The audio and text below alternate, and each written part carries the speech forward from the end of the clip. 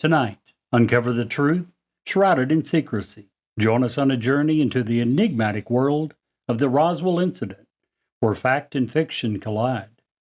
Get ready for a gripping exploration that delves into government cover-ups, extraterrestrial mysteries, and the enduring question, what really happened in Roswell?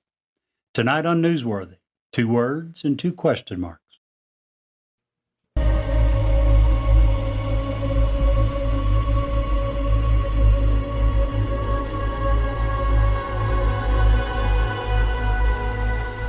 He's alive! Have you checked the children?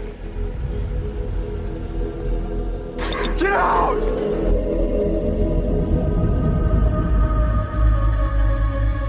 You have scoured the podcast world and finally found us, Newsworthy with Steve and Jerry, where we delve into all things mysterious, macabre, or out of this world, and decide if they are truly newsworthy.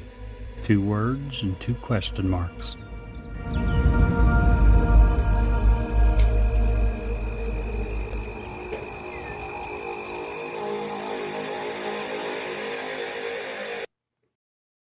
Why should you work with Ed Locke? A better question is, why wouldn't you work with him?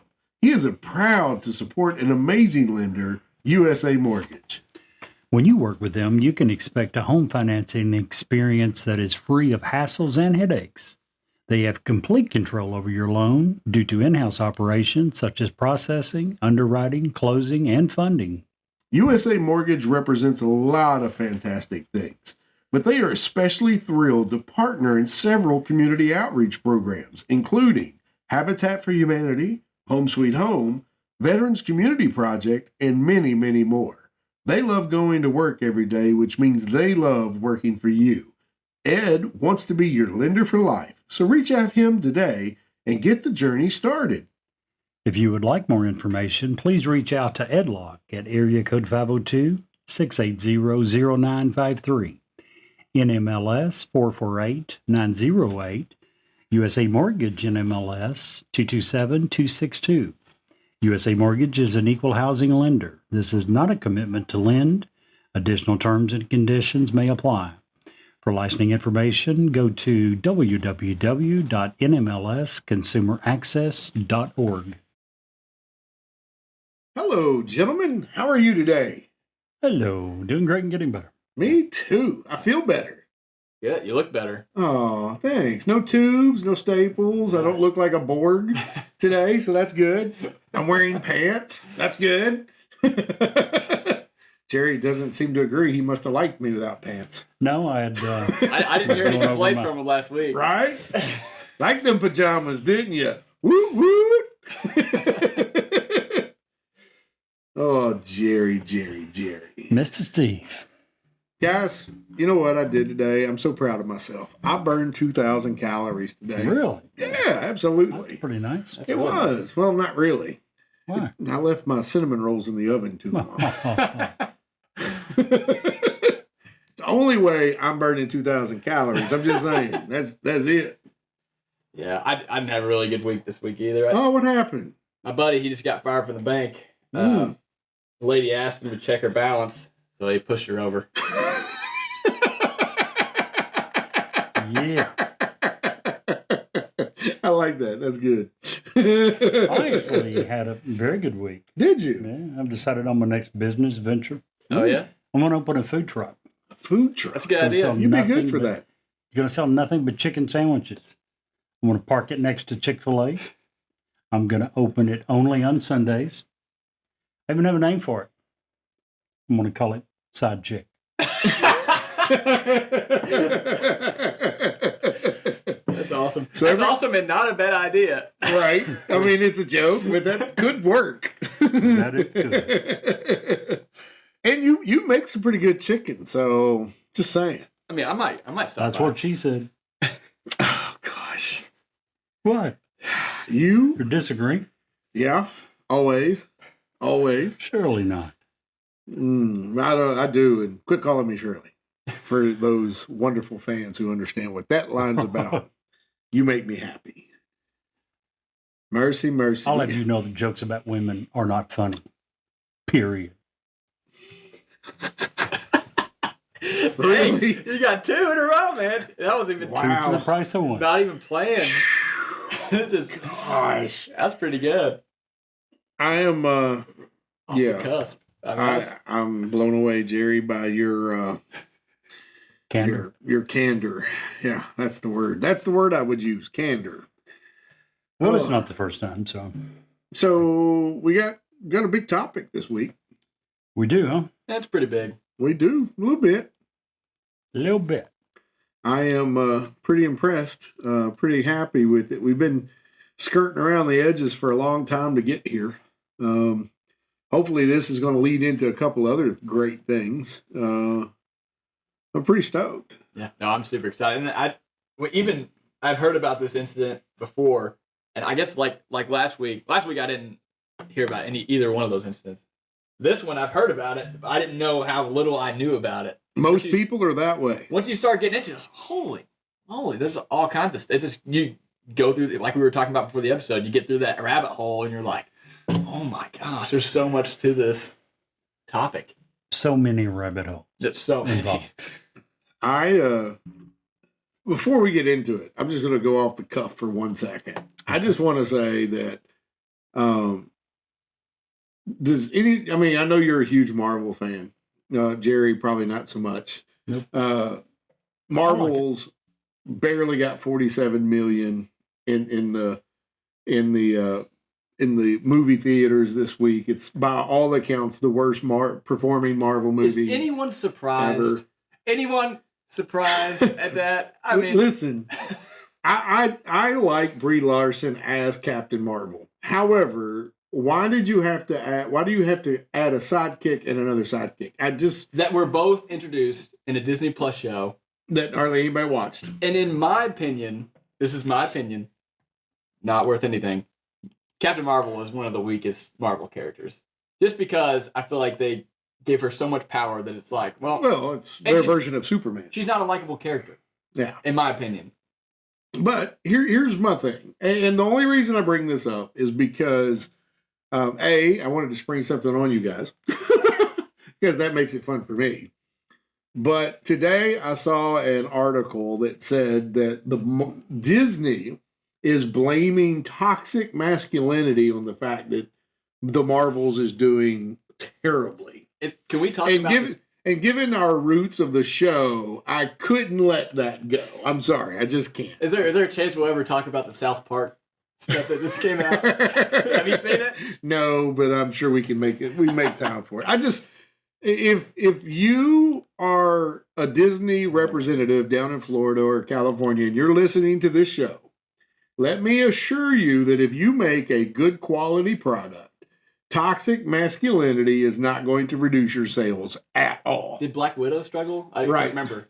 Now, well, Black Widow, Scarlett Johansson had to sue because it was the first big blockbuster that they did a split release on. Right, that's right. And it cost her money, she thought. So, but no, I mean, Black Widow was... I did better than... Oh, yeah, by far. Yeah. Men who are masculine are not intimidated by a long or strong female lead. Look at Princess Leia. Princess Leia. I mean, back in the 80s. We are intimidated and we don't like to be preached at, and we don't like to be talked down to, and we don't like shitty movies. Yeah, So right, exactly. make a good movie that doesn't preach to us, Right. especially in this particular genre, and your sales will be there. Yeah. Just saying that, Disney. Go with it with what you want. Now, let's get to why we're really here, shall we? You've just triggered me, man. It's like... I like threw that out. Did you see how I did that? It was just like fishing. I just I threw could the line. talk about 10 episodes on this. I put the bait out there, and I just reeled Brett right in. Just That was an easy one. that was great. But yeah, I actually enjoyed the first Marvel's movie, Captain Marvel. I enjoyed that very well. But this one, I'm not even going to watch. Yeah, just terrible. The reviews are so bad. Anywho, what are we talking about today, Jerry? Are you excited? The Roswell incident. I am not probably nearly as much as either one of you. Well, I haven't bought into it nearly as much as you guys. I think Brett, about 95%. Steve, about 75. Me, I'm kind of 50-50. I think that So you don't know if it was I don't. alien or not. No, I don't. The government really screwed themselves. We're getting way ahead, so yeah. Yeah. I'll cover that later. Yeah, we'll get into that in just a sec. And you're right. The government has created this monster. Big time. As we talked about right before we went on the air, had they just came out initially when this happened and said, "Oh, we lost a weather balloon," this wouldn't be a story. We wouldn't be covering it. It wouldn't have been a thing. There wouldn't be a little alien sitting down in that you can go rent for the weekend in Roswell, New Mexico. If they had stayed with what their original story was, we have custody of a flying disc. Yeah. That was their original. If they had stayed with that story, it would have been okay. Yeah, we wouldn't have to worry about disclosure at this point if they were just honest, because it didn't create a mass panic It didn't. when they released that. It didn't. You know, the disclosure issues that they're doing now with the Navy videos. Most people don't even know what the TikTok is. They're like, "What? I watched that app." No, the TikTok that the Navy released. What are you talking about? You know, they don't even understand what that is. So no mass panic, for full disclosure. People can handle it. We're good. Well, and like we were talking about before the episode aired, I think there's a difference between some of the things that people claim they saw in this that is not as comparable to, oh, we saw something flying through the sky that we couldn't really explain, but we have no proof other than we just saw it. Right. Well, we're going to get into that. Now, the basis of today's episode is going to be based on the History Channel and Adam Janos's, and I hope I'm saying his name right, report that he updated on July 6th, 2023. He did a great job with the reporting. I actually read 4 or 5 articles and kind of chose his because it was kind of right in the middle. It wasn't slanted. Even Wikipedia is very slanted on this issue. I agree, yeah. So we're just going to pull the way. I'm going to read through the article, and we'll just kind of pick out the rabbit holes and the questions as they come and try to cover them. I also have a list of all of the people involved in the Roswell incident, whatever their role was, whether it was a bit role, whether it was a big role. And one of the things I know Jerry was hung up about a little bit was whether or not there were there alien bodies, were there bodies of any kind. Right. So we're going to get into it. And this is all going to lead, we're going to try to cover the event, some of the people, what happened to the stuff, and what it all leads to. It's pretty aggressive for one show, isn't it? Well, we don't think we can cover it all in one show. No, probably not. Also, I want you to know I'm drinking Barefoot Moscato Blueberry tonight. I've had it before. It's very good, very tasty. Very feminine. Shut your face, Brett. I was thinking same thing. Exactly what does this do to your man card? This does nothing because wait, he's already lost the man card. I have not.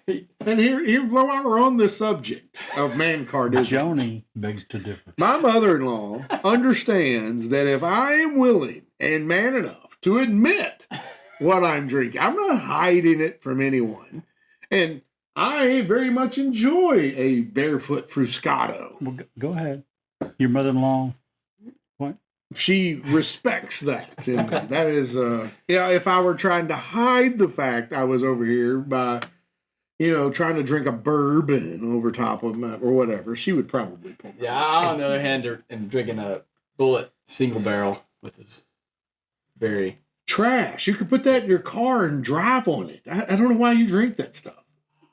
If what you said is true about the way your mother-in-law feels, it brings to light a conversation that, as a matter of fact, you told me about.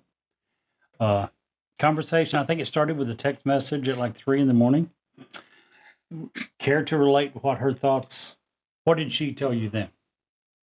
She simply said that I was the greatest son-in-law that has ever been among son-in-laws. I hope she hears this episode. And She will. Mike will let her know. And that that she is honored to have me in such capacity. Okay.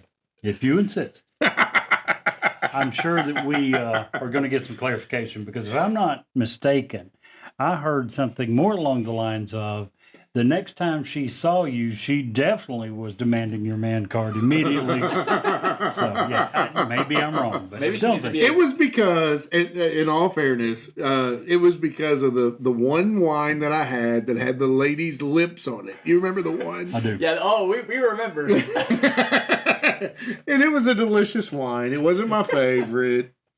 Now we're back to some Barefoot. Good wine for good people. Yeah. Barefoot, if you're listening, I would wonderfully, we would be happy to sponsor your product. Just go ahead and send it to us. Just a bottle of wheat.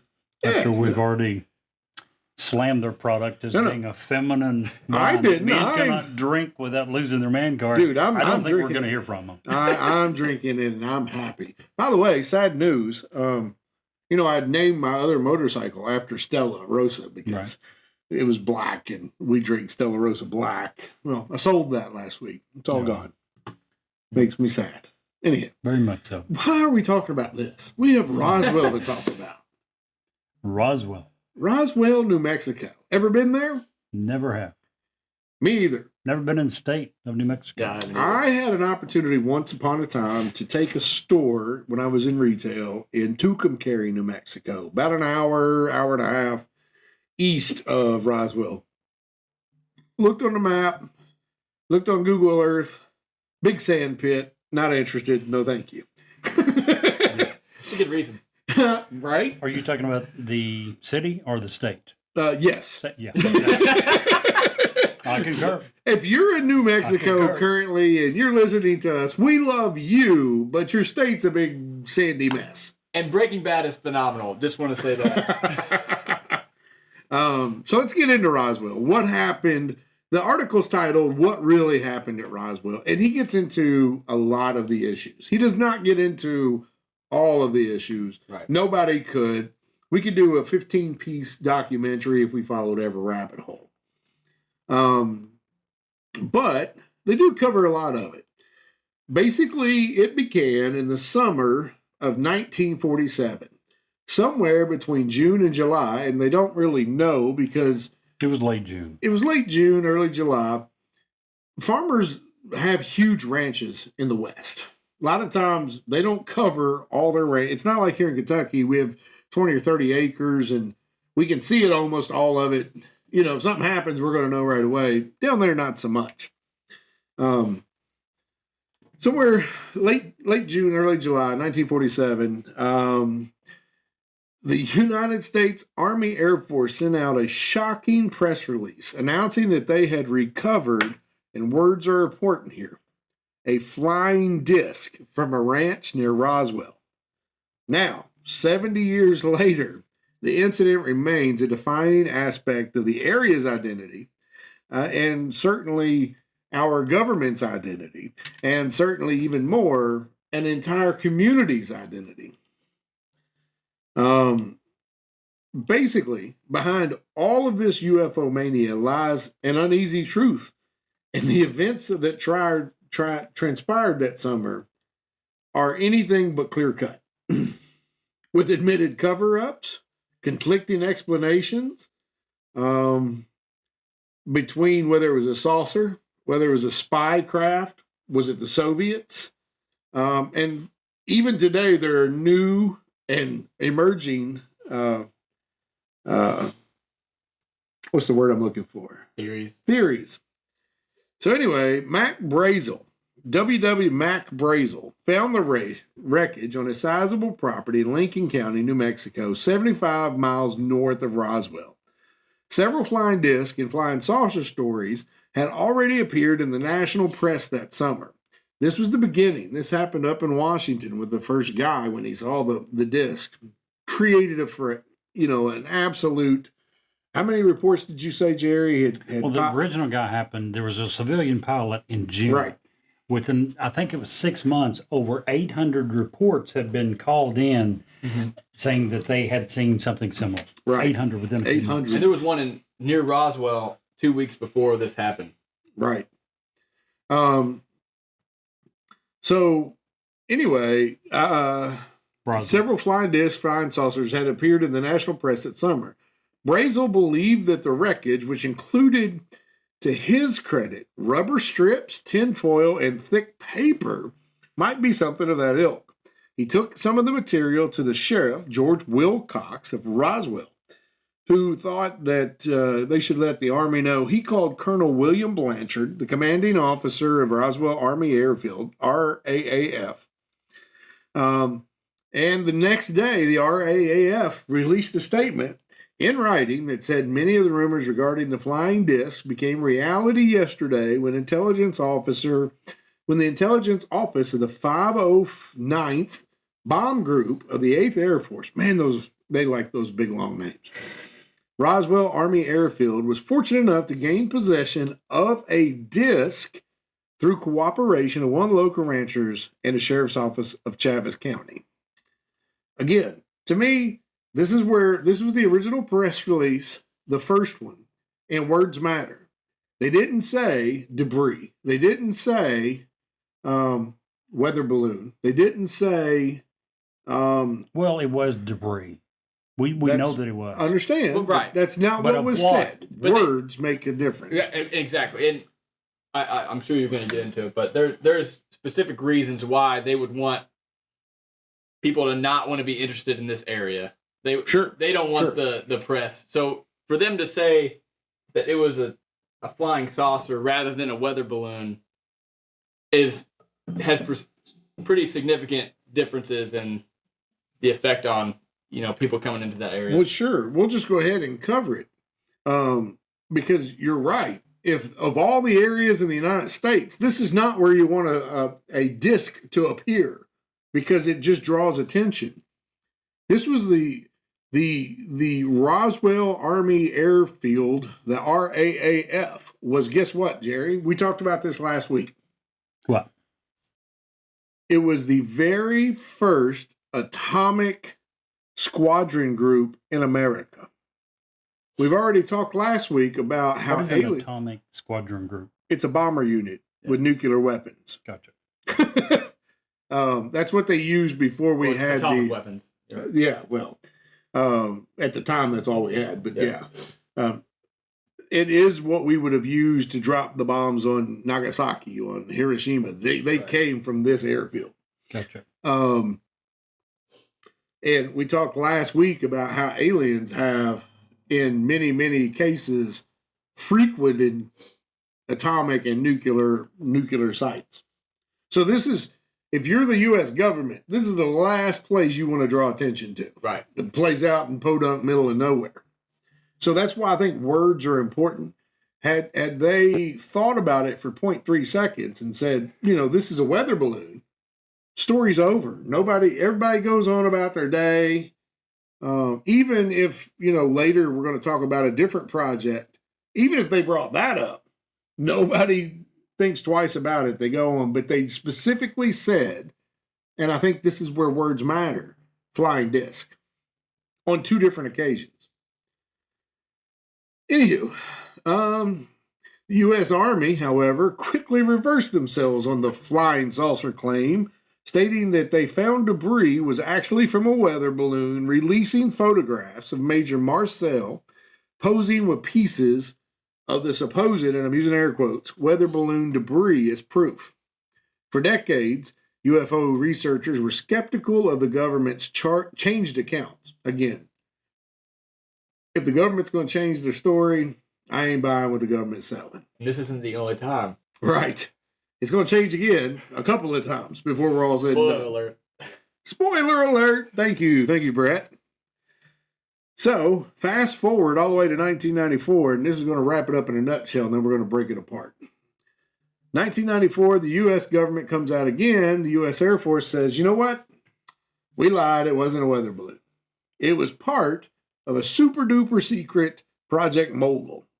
Project Mogul was a huge contraption of a weather balloon type balloon that had several listening devices attached underneath. It was meant for stealth. It was meant to be released and to monitor sound-wise to see if the Soviets were blasting nuclear bombs and testing nuclear atomic bombs. Right. These would kind of like the one we had, the Chinese balloons that they were sending over us a few months ago. We were sending these over in spades, the way I understand it, to try to see where the Russians were with their nuclear program or their atomic program. And I really think that if they just came out and said, hey, we had a spy balloon crash, story goes away. What are the odds that then or now that we acknowledge a top secret military program that's never before been talked about? No, I get that. Zero. But We don't do that ever.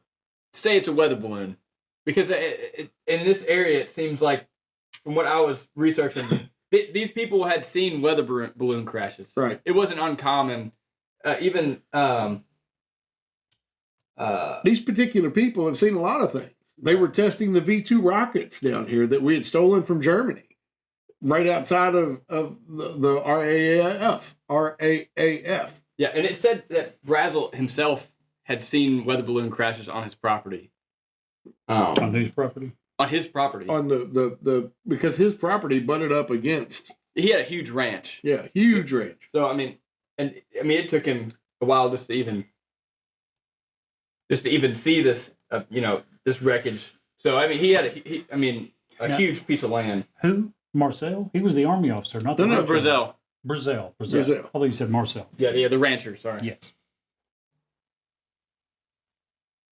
So weather balloon crashes weren't uncommon in this area. That was random. Sorry about that. Yeah, it was in my headphones. I'm sorry. I heard it too. So basically, for decades, UFO researchers were skeptical of the government's change account. 1994, they released the statement of the now released and declassified Project Mogul. Basically, high-altitude balloons equipped with microphones that were used to detect sound waves at a stealth distance. These balloons monitored Soviet Union's attempts at their own atomic bomb. And because Project Mogul was a covert operation, they didn't want to give away details of their spy network. And we do know that 100% is true. Yeah, absolutely. That program existed. That program went on. That program, there was an airfield about 150 miles west of Roswell where they were actively releasing balloons at a high rate. Yeah. During this time period. Yep. Those are facts that are not disputed. Right. And if you actually look at some of the released photos of Project Mogul, it could very easily be construed as, well, crazy looking. If that were to crash, you would be like, what the hell is that? I get that. Again, if you just said that, we had a balloon crash initially, even if you just said it was a weather balloon, the story goes away. Even when they originally said it's a flying disc. Like you said, there wasn't mass hysteria. There wasn't people marching in the streets. Wall Street didn't collapse. Last week we talked about the book, remember, that the woman wrote, You Can't Tell the People? Yeah. Guess what? Maybe it was the wrong people, but they did tell the people. Yeah. Now, the people who released this was Roswell people. Roswell people were not the ones running Project Mogul. The military operates on a need-to-know basis. I almost guarantee you they had no idea what this other group 150 miles west was doing.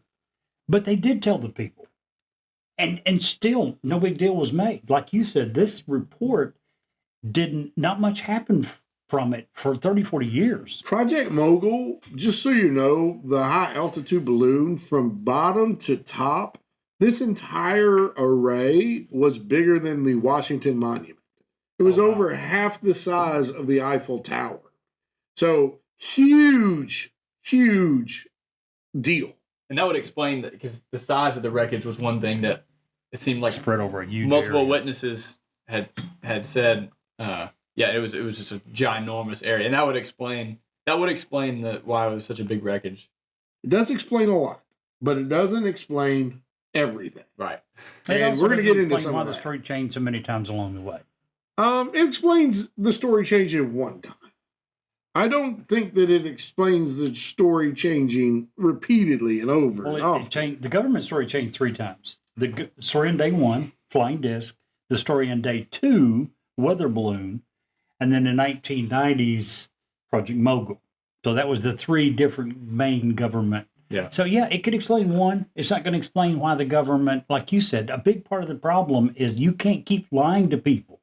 They begin to mistrust, rightfully so, everything you say. Well, and as we kind of said, they had already, the months preceding this event, there had already been a lot of UFO sightings that people had been claiming, oh, we saw a flying saucer, or we saw, a V-shaped, huge object in the sky or something like that. So they'd already been led up to believe that, oh, there's these UFO sightings all over the place. So if they would have just left it as, oh, we saw recovered a flying disc, maybe there wouldn't have been huge mass hysteria, and we've just been like, whoa, I wonder what it was, Here's the other thing.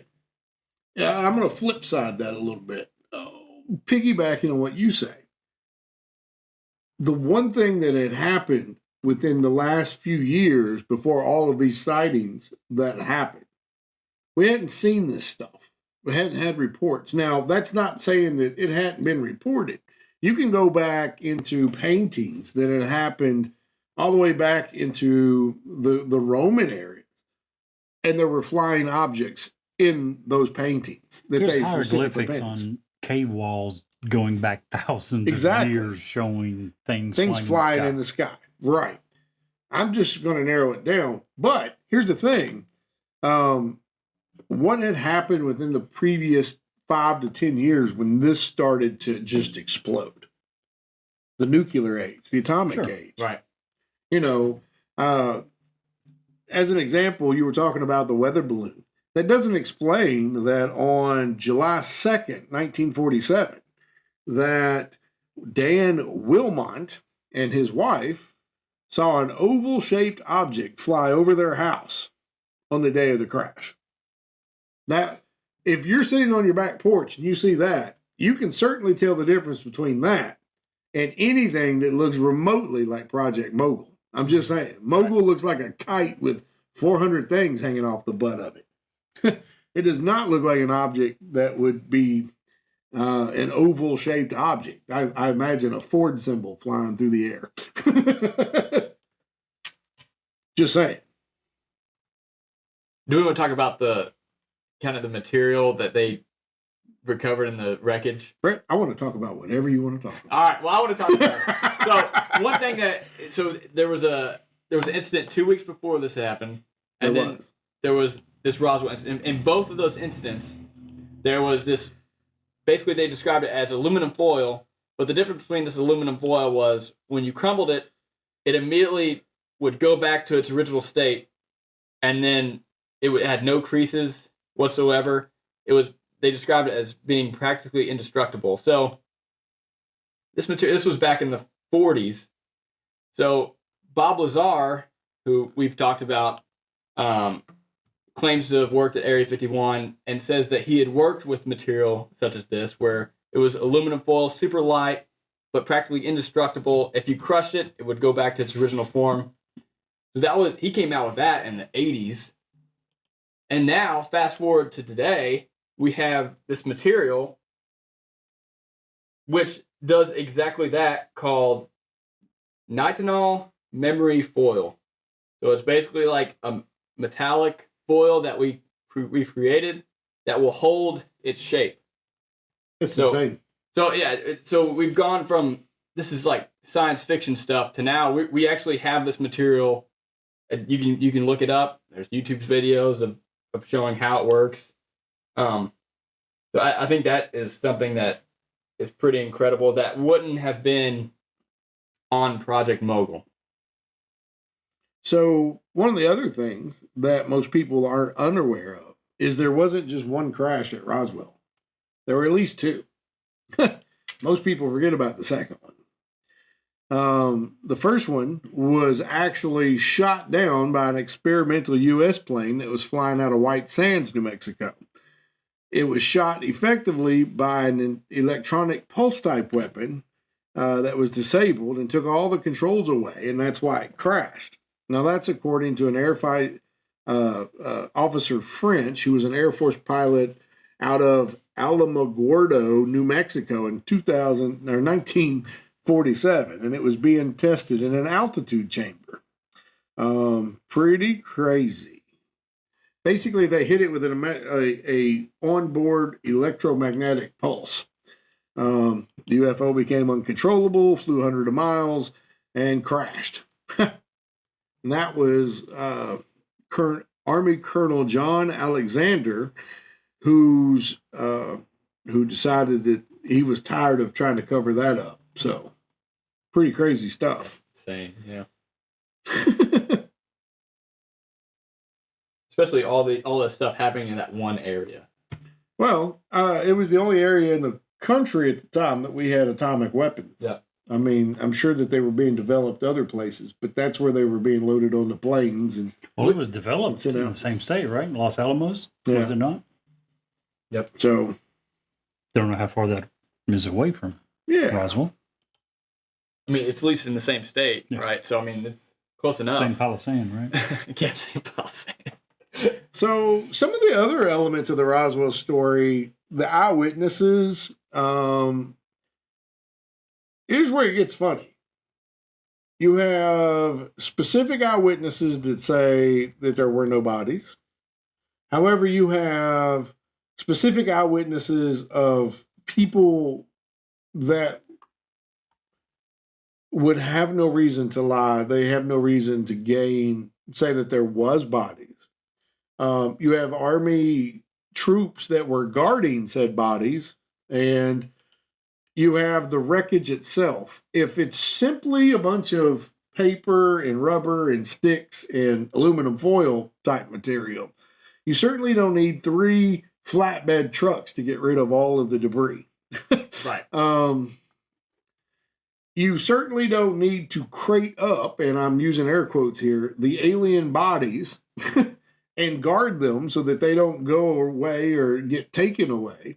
And you certainly don't need to cordon off the entire area to keep the police, the fire department, and all the local people away, which the government did in this way. And even the rancher lost, I forget how many months of time on his land because of this incident. He had to go into hiding because of not the government, but people trying to harass him for the truth. So, yeah, and just talking about the alien bodies that were, let's do supposedly Jerry. Seen, this is Jerry's favorite part. Jerry loves this part. So, if there was no alien bodies ever discovered, and it was just a couple people saying, "Oh, we saw alien bodies," the government wouldn't come out with an explanation saying, "Oh, this was the reason for those alien bodies. We had some dummies in that balloon." Right. Well, if it is and you bring up a great point.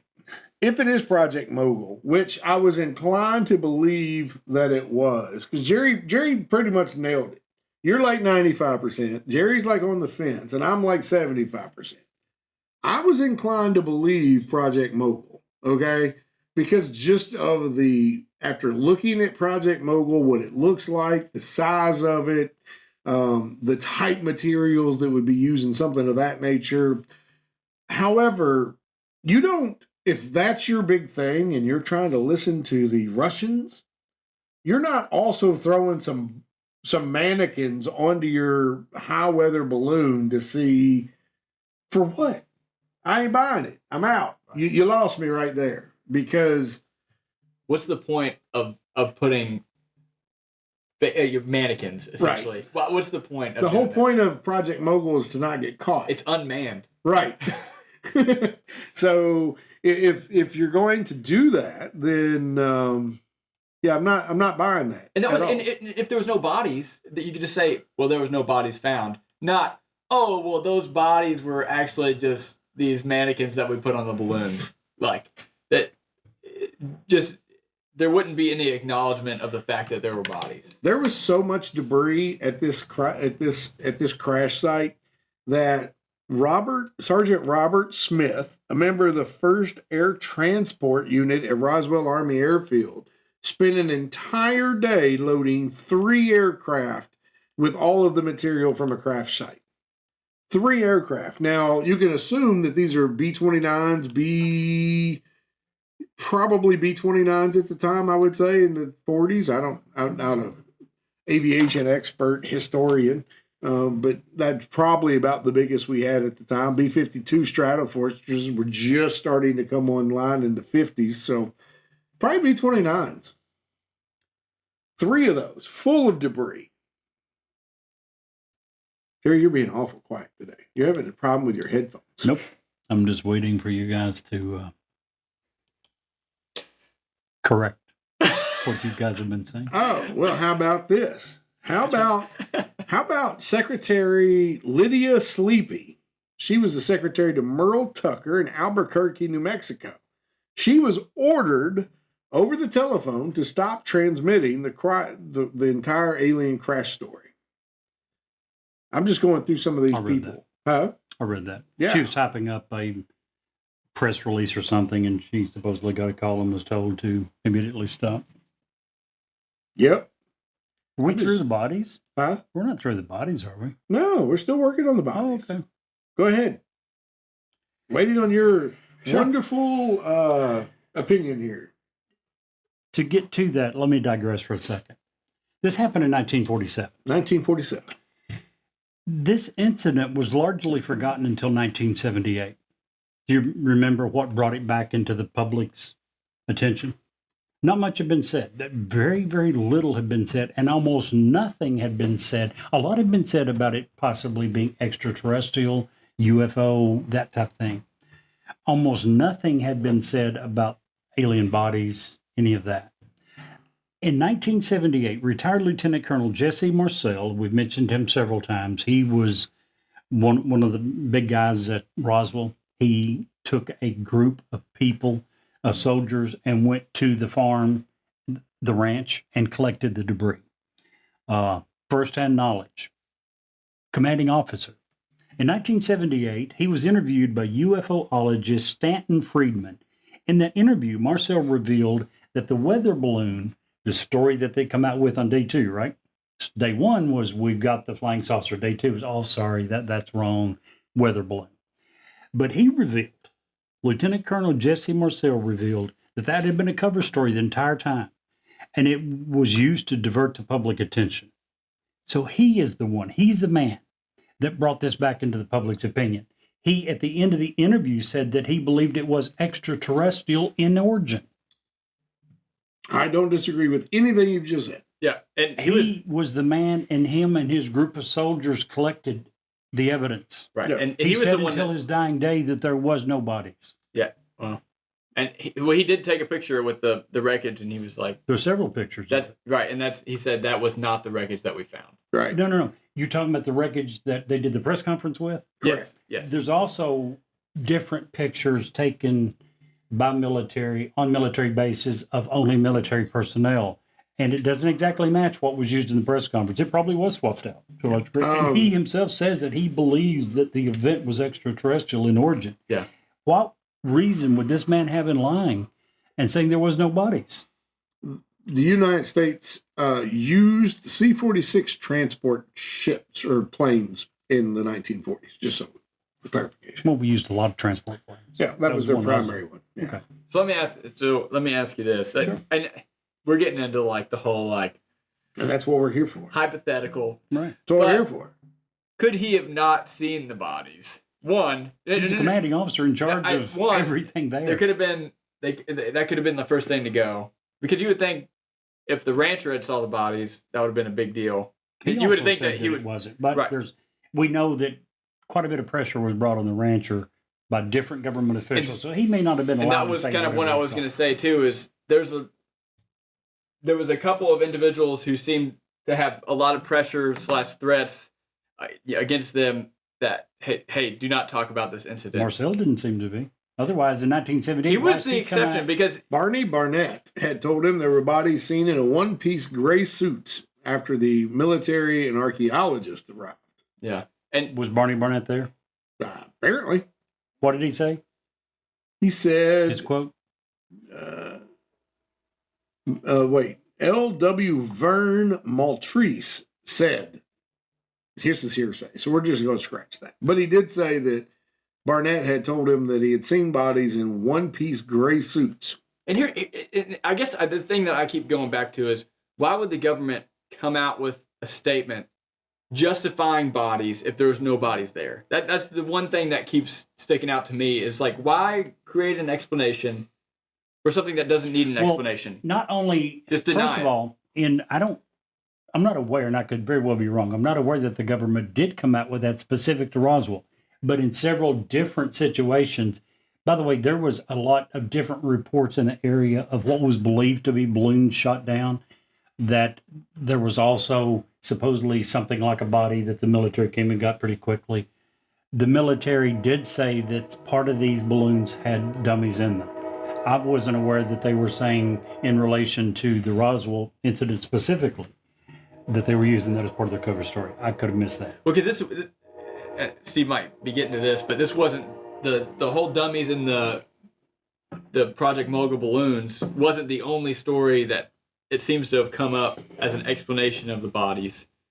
So it just the fact that the bodies are getting multiple explanations as to, oh, well, this could have been this or this could have been that, leads me to believe that there was at least some truth to that. Norma Gardner, a typist with top security clearance at Wright-Patt Air Force Base, typed the autopsy reports on alien beings and physically saw 2 bodies. I'm pretty sure that one's been discredited even by UFOologists.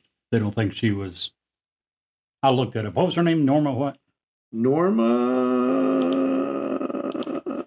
Gardner. Did you all, when in your research, did you all see the part where so Mac Brazel, the rancher who found the wreckage, so his son had said, Bill, right, his son Bill had said that he came to the house shortly after this incident. Nobody was in the house, and so he waited. You know, this was the time before cell phones, and his father didn't have a radio, so he waited for his father. 3 days later, he showed up and didn't say much other than he was arrested. So later on, neighbors had said that they hadn't seen him for a week at that point. And one of the base's law enforcement officers confessed that he was held in RAF housing. Also, according to neighbors, a year later, the Brazel family seemed to have come across a large sum of money. Oh, wow. This kind of leads you to believe, again, maybe this is just going down the rabbit hole. You know, this may be some secondary sources, but this leads me to believe that they're trying to cover something up. And, you know, we know that. And if you're getting threatened, you know, with, you know, being arrested and they're offering you a sum of money to keep quiet, are you going to talk about bodies? No. You know, and that may be where, you know, there's not as, you know, Marcel may have not even seen the bodies. You know, we don't know. But how could the commanding officer sent to clean up debris not know that there's bodies? There may have been an officer ahead. This is just hypothetical. I don't know. No, I know what you're saying. And it just still doesn't make sense that the government would ever come out with a statement acknowledge that there was bodies found. And they're coming up with a justification. When do they acknowledge there's bodies found? They're just saying there's a justification. And when you justify the reason that there's a body there, you've acknowledged that there's a body there. I don't think they ever did that specific to Roswell incident. I could be wrong. Well, they said there was dummies, and the bodies found can be attributed to being dummies on Project Mogul. Yeah. But I don't think that was specific to Roswell, is what I'm saying. There was many of these balloons over a long period of time that fell. Project Mogul had if you remember, it's a series of balloons, and they were connected together so that if any of them picked up the information, that the hearing, if any of the microphones attached, they were all connected and supposedly sending the same information back down. Over a long period of time, many of them did come down. There was a lot of ranchers in the area who were finding whether it was this or not.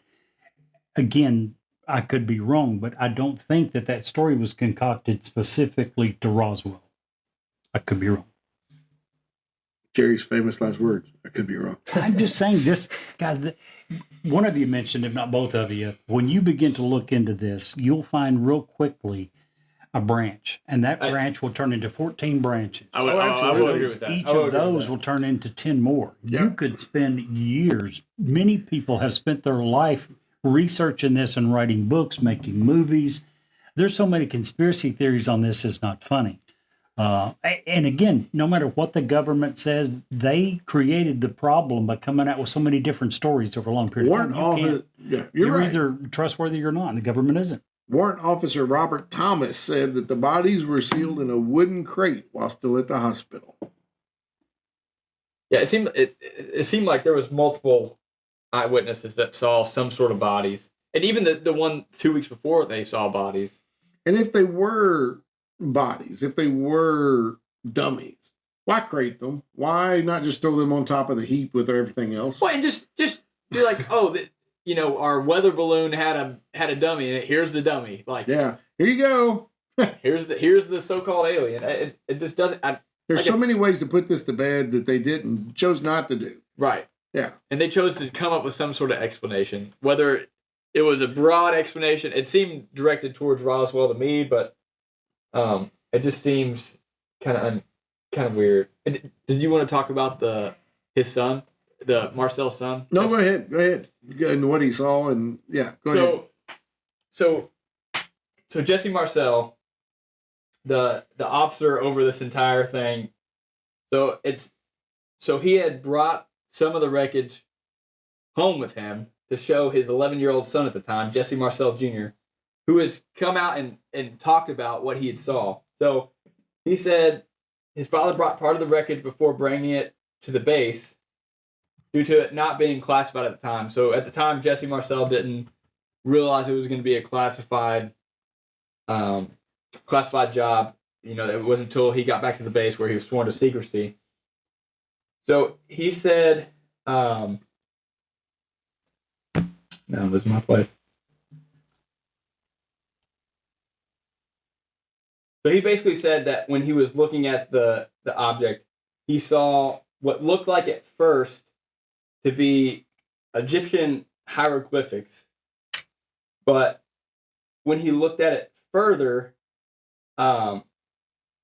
he said there were no animal outlines or figures. They weren't mathematical figures either. They were more like geometric symbols, squares, circles, triangles, pyramids, and the like. And so people have said, well, maybe one argument I read was maybe this was him seeing some sort of other language that was written on the, but that has been greatly disproven as very unlikely. One thing I would add to that, he said this in what fashion, what medium? He was writing a book, right? He wrote a book. The title of it was The Roswell Legacy. How'd you get books to sell?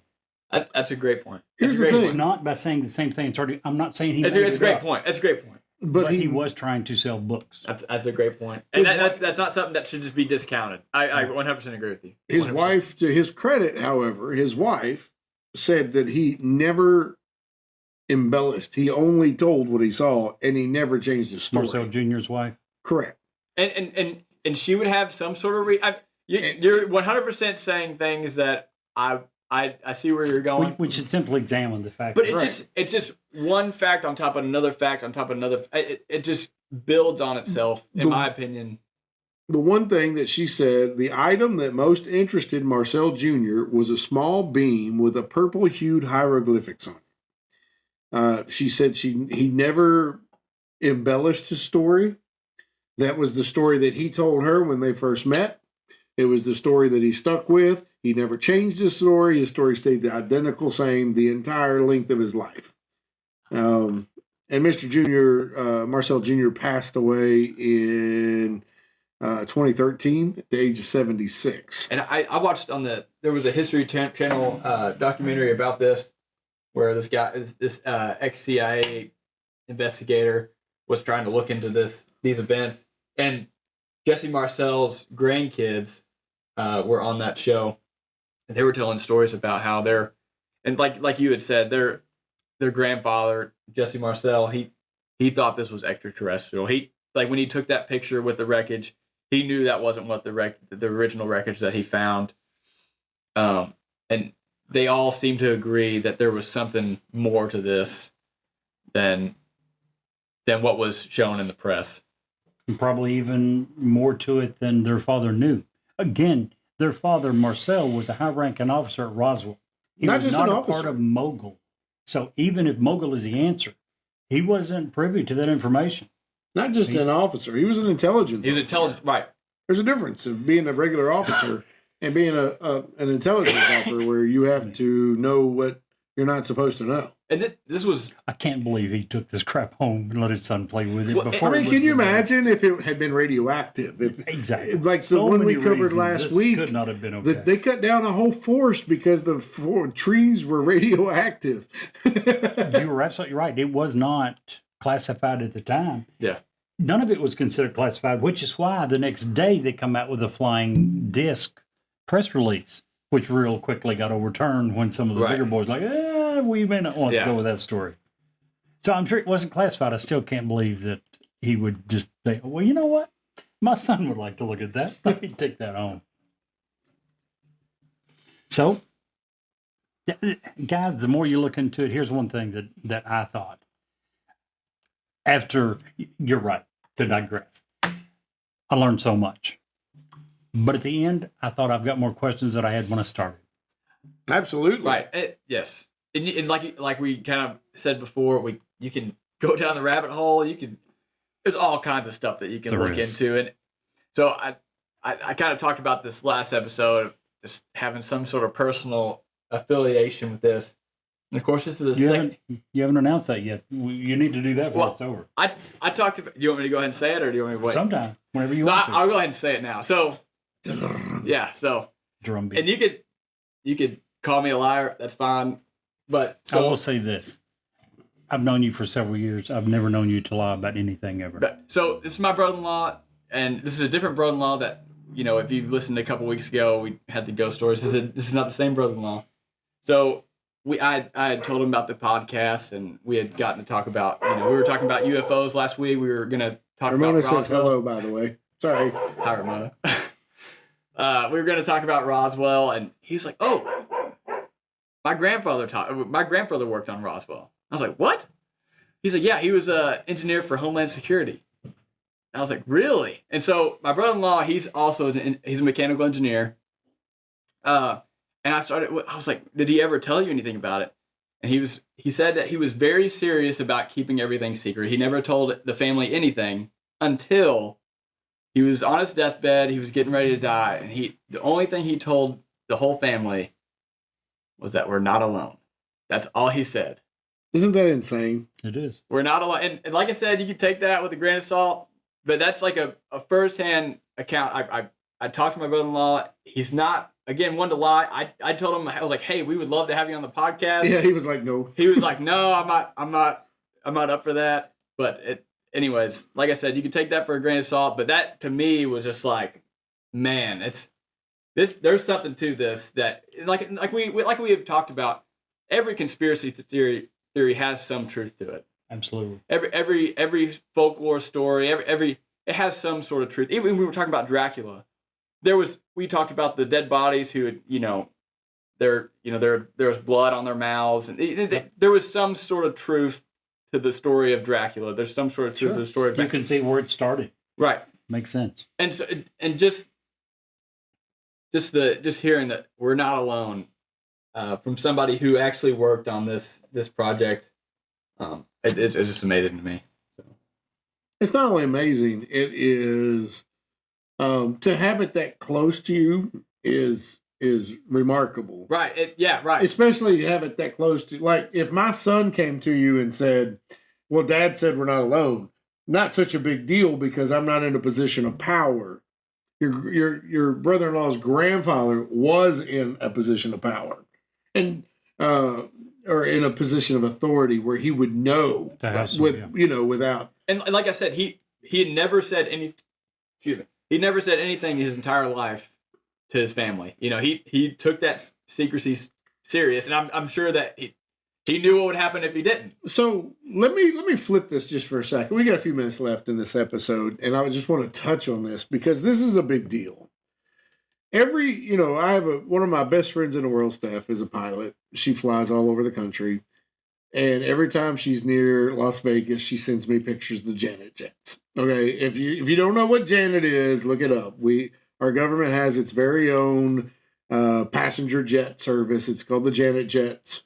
They fly from Las Vegas into one of our very next topics, into Groom Lake, where the people go to work every day. These people are required to work under secrecy. You can't say who's on the jet. When you get on the jet, you're not allowed to look at the other people. You have to. I mean, there's so many rules about people who work in this type environment, especially when it comes to Groom Lake and Area 51, and what they're working on. And we mentioned Bob Lazar a little while ago. He's one of the very few people who have come out and said, you know what, this is what I worked on. Yeah. And you can take that for what you want. You can test it. You can do whatever you want with it. And every time somebody's tested Bob Lazar's theories, Bob Lazar has been proven right. Right. He was talking about a specific element. And I forget the element's number. It's some crazy number. I know, me too. And people were like, oh, that doesn't exist. There's no such thing. And then last 2 years ago, guess what we discovered? Right. So everything that Bob Lazar has said, Bob Lazar has been proven right on. It's kind of... we need to do I talked to Steve, we need to do a whole episode on Bob Lazar. We absolutely will. I even reach out. I mean, I'm sure his publicist, he's old. He doesn't really fooling with people now, probably. But I'll reach out. I'll send an email. Hell, the worst you can say is no, or ignore us. But we can't have our next topic without talking about Bob Lazar, because so much of the information that is about Groom Lake in Area 51 comes from Bob Lazar. Right. But you have people like that say there were discs. There weren't only discs, there were bodies. Right. And we have them right here. You know, Bob... exactly how they're described, too. Like children's size. I mean, everything lines up. You know, a lot of people like the movie Independence Day. I loved it. Thought it was a great movie. But how damn close is that if that's legit? I mean, because of the way the whole area operates. There were so many facts rolled into that movie that were just presented. It blew me away, because as somebody who's followed this topic for a long time, I'm like, I can't believe they just said that about Area 51. Holy shit. Oh, and then they one of the quotes is, how do you pay for this? And he's like, well, you don't think they pay $27,000 for a hammer, do you?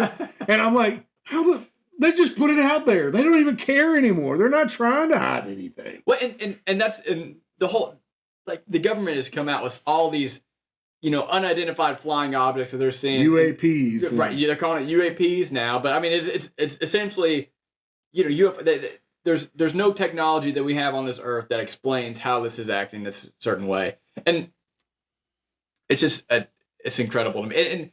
And what we had kind of talked about, if there's aliens that have the technology to travel to this earth from however far they come, they have the technology to destroy us. And if they've been here, in what I believe, since at least the 40s, right? Maybe even beyond that, we talked about the Great Pyramids. The pyramids. And it's not even the pyramids. It just keeps going back. You can look back into art and pictures on cave walls of things, and some of the people in the cave walls have helmets on. Right. And it's like, what the hell? And then you got the things flying in the sky. Yeah. And then you've got the what the line's called in Peru. The I know what you're talking about. That you can't even see from the ground. You drew these big, huge drawings, and you can't even see it from the ground. How the hell are right? If they were here, so everybody's worried about the mass hysteria. Everybody's, the Independence Day where the aliens come, demolish us. If they were here to demolish us, they could have done it a long time ago. Well, I think that you fall into 2 or 3 camps of that. NAZCA, however you pronounce it. The lines. Yes. Yes. But, you know, it's one of those things that I think that there are, first of all, let me, for full disclosure, believe that we are nowhere near alone. Think, in my opinion, much more like Men in Black than Independence Day. There's aliens everywhere. We're one of many. And I can say that, with my personal certainty. I just, the world, as you discussed last week, the galaxy, the universe is just too big. Yeah. Too big for us not to be. And too old. And too old. Earth is such a young planet. Absolutely. And like you said, like we were talking about, we're talking about thousands of years of... Hundreds of thousands. Right. It's just... Right now, light from Betelgeuse is 100,000 years old. We can see what we see is 100,000 years old. And to me, that blows me away. So... I asked Steve this. I think you were there too. I'm not sure. But I'll ask our audience. Sure. If you believe in extraterrestrial life. Okay, stop there for a second and digress. We've talked about the fact that alien or artificial intelligence is increasing at a rate that is unbelievable.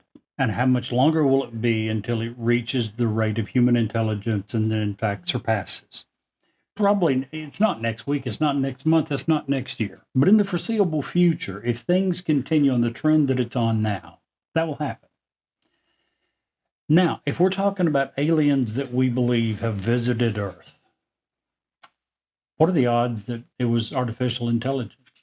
I think that every race and every species, if you will, of alien is going to develop differently. Just because we are developing... Right. We're dumb enough to create an AI that's going to eventually kill us off. Well, and doesn't mean that all alien races are going to be that. So you think they were able to get this knowledge? I don't even think they have to have without that computers. I don't think that they necessarily need that. And what if we're dumb enough to create weapons that will literally destroy the entire Earth that we live on? I 13 times over. I heard yesterday a reporter on TV, and I wish I knew which channel. I was watching a video. It wasn't an actual news reporter. I would have remembered. That said that the United States has enough nuclear weapons that we could destroy the entirety of the world 13 times over by ourselves, and we had the most in the world. We do not have the most in the world. No. Russia has the most in the world. And Russia has enough nuclear weapons to destroy the world 20 times over. So between just two countries, 33 times over, we can destroy our world. Right, that's a great thing to have. Yeah, it's a wonderful experience, and it makes me sleep very good at night. Right. What I'm saying is, just because we've developed these weapons doesn't mean that all races or all species... I think you're missing the point. The point is for intelligent life to develop past a certain level, you're going to require computers. And if you think that does not involve artificial intelligence, I'd say you're very naive. Well, no, I don't. I think that for humans, you're not in any other universe. I think for humans, you're right. No, but I think explain to me a situation where it would not be true for an alien species. So artificial intelligence gets their information from human originally sources. Yes. Absolutely.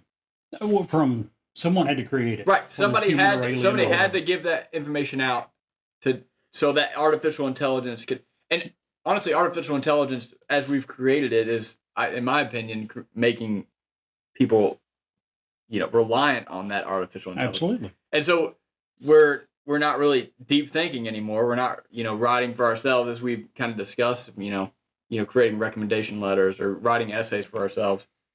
And so what if a race personal experience. Yeah, what if a race just didn't create artificial intelligence and they just had that knowledge in their heads already? I think that, let's just take a step back away from that.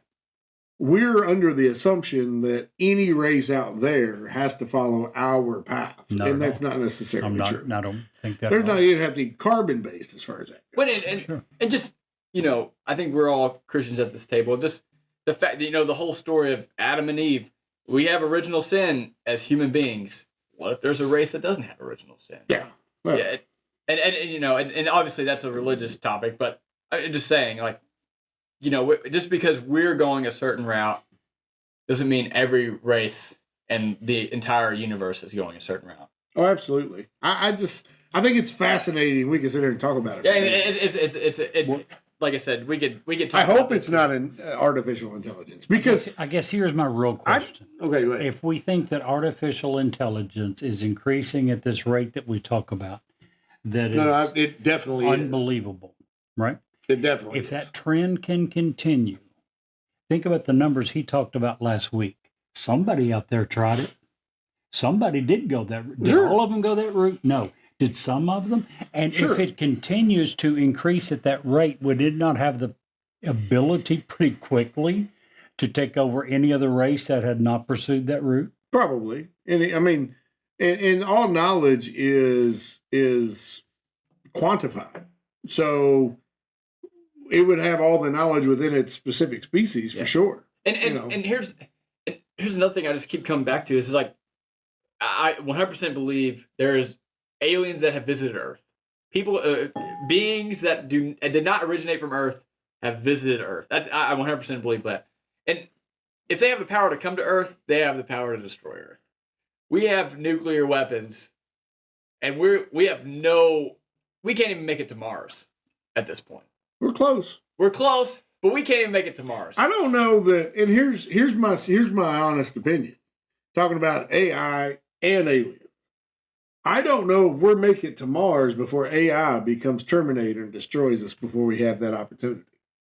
At some point, AI is going to become self-aware. Regardless, just because, Joe Biden last week put in, and not to get political, but put in some did an executive order on some AI guidelines. That's great for any company based in America. Right, exactly, 100%. And not saying that there shouldn't be regulations on AI, which there 100% should be.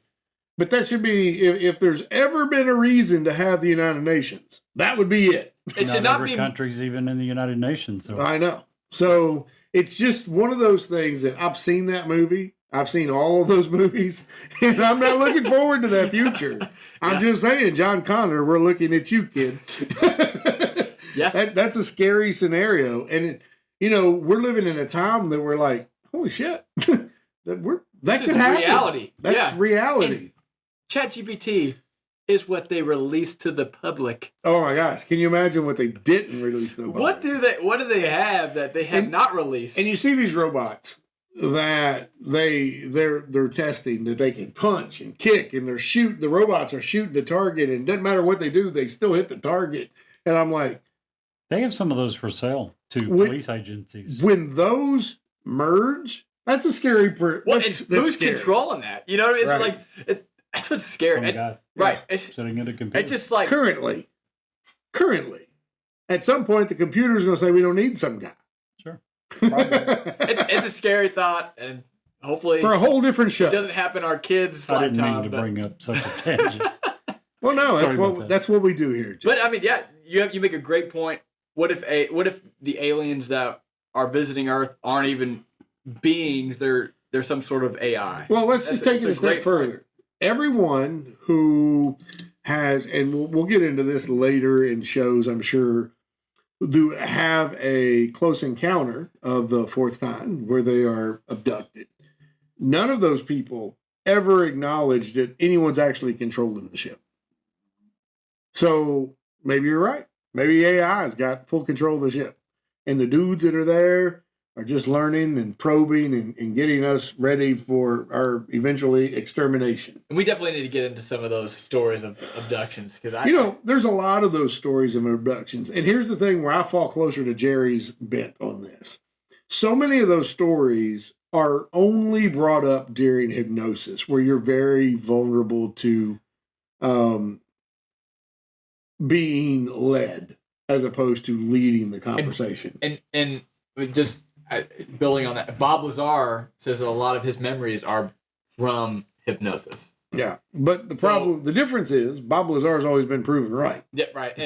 And yeah, right. And I'm not disagreeing. I'm just saying that he does say that a lot of the memories that he has is from hypnosis. It's crazy. So, to keep with our very solid firm beliefs here. Jerry, we'll start with you because you're the 100% more. Does this need more or less conversation? 100%. Now, are you saying Roswell in general or just All of it. UFOs All of it. as a All of whole? it. Roswell isn't answered. As I mentioned, doing the little bit of research I've done in the last week and a half, all it has done for me is to create more questions, far more questions than I've answered. So Roswell, absolutely yes. UFOs in general, yes. Aliens, all of it, yes. We need to know more about it. I would 100% agree. Me too. I would be 2 thumbs up on that. And I think that, did you guys just throwing it out there at the end of the show because Joe Biden's director of UAPs said last week, we are not alone and nobody's taking me serious, so I resigned. Did you see that? No, I did not. I did not see He that. resigned last week. So, Wow. just we'll leave the show on that note right there. Mic drop. Man, that episode is really interesting. And if you'll stick around for us for just a few commercials, we have another great story to tell you. Hi, this is Ed Locke with USA Mortgage. When it comes to buying a home, the process can be overwhelming and confusing. With so many options, it can be hard to know where to start. That's why it's important to work with a certified mortgage loan originator. I have the knowledge and expertise to guide you through the process and find the best mortgage option for you. I will work with you every step of the way to ensure that you are getting the best deal possible. So if you're looking to purchase or refinance, please reach out to me at 502-680-0953. So don't take on the stress of buying a home alone. Work with me and I will make your dream a reality. Trust the professionals and make your home buying experience a positive one. MLS ID 448908, DAS Acquisition Company, LLC, doing business as USA Mortgage, MLS ID 227262. This is not a commitment to lend. Additional terms and conditions apply. USA Mortgage is equal housing opportunity. If you want us to review or rate your product on air, if you have suggestions for new episodes, awesome ghost stories, or anything else, please reach out to us. Our email address is newsworthyWithSteveandJerry@gmail.com. Our text number is area code 540-709-1318. And now, back to the story. During a study at Harvard in 1957, Dr. Kurt Richter placed rats in a pool of water to test how long they could tread water. On average, they'd give up, sink, and drown after 15 minutes. But right before they gave up due to exhaustion, the researchers would pluck them out, dry them off, let them rest for a few minutes, and put them in for a second round. On this second try, how long do you think they lasted, Jerry? Geez, I have no idea. Another 15 minutes? 10 minutes? I'd say 10, 5? 15, yeah. How about no? How about they lasted for 60 hours? That's right. Whoa. That's not an error. What about that? 60 hours of swimming, 2.5 days of swimming nonstop. The conclusion was drawn that since the rats believed that they would eventually be rescued, they could push their bodies way past what they previously thought possible. I leave you with this thought. If an unstoppable belief can cause exhausted rats to swim for that long, what could a belief in yourself and your capabilities do for you? Just remember what you're capable of and remember why you're here. Keep swimming and never, ever quit. And Jerry, if you can't see the light, Be the light.